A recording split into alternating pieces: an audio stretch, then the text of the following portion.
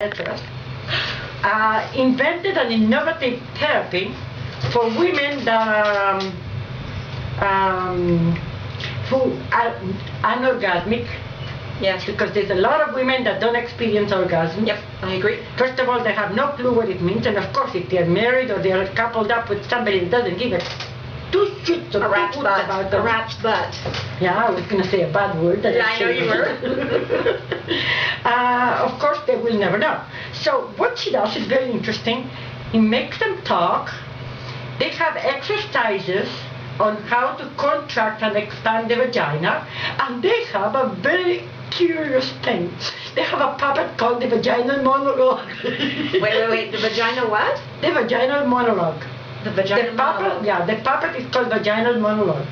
So the puppet talks and says all the things that cannot experience, and if it experiences happiness, it says so too. So all these women get together, and some of them are very shy at first. Yes. Of course, they come. Imagine Chile is a very Catholic country. Yep. Totally religious, totally machistic. Women have no say, they have no say until very recently. Yep. Even though they could carry their own last name, at home they had no right. Yeah. They had them in the documents of the law, but they didn't have them at home. Something similar happens in Greece too. Yes. In certain areas, no, in Athens, Thessaloniki, women are very, very independent.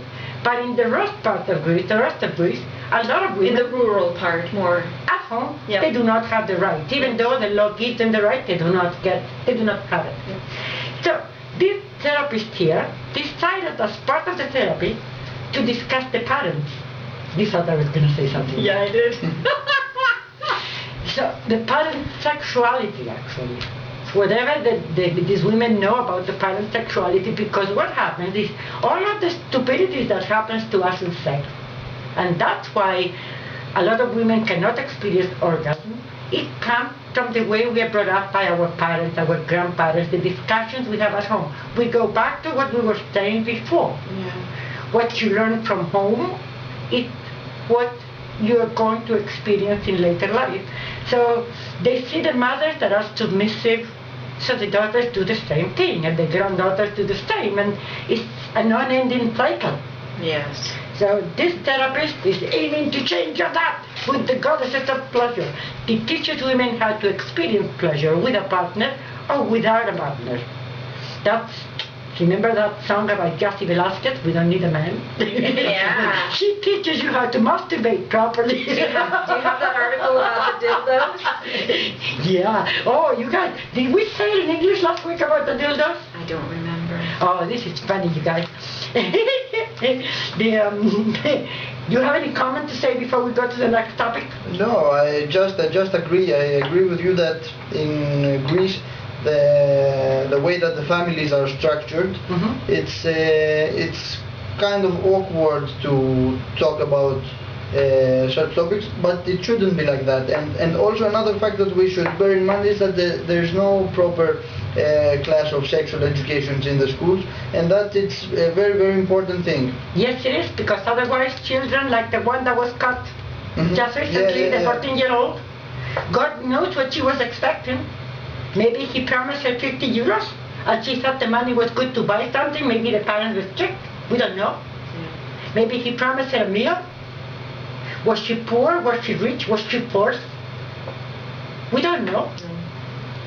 It's very important. It's very important to raise the awareness of the public about such topics and educate the children in the most proper way. Not only how they will behave, but also what should they be aware of and how should they protect themselves about such topics. And to know that not to be afraid to tell the parents, because the moment that you're afraid to tell the police and your parents, that's when they are going to utilize you and damage you more.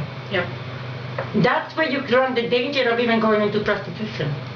A lot of children that run away in Toronto is very common. Children run away from home from the province.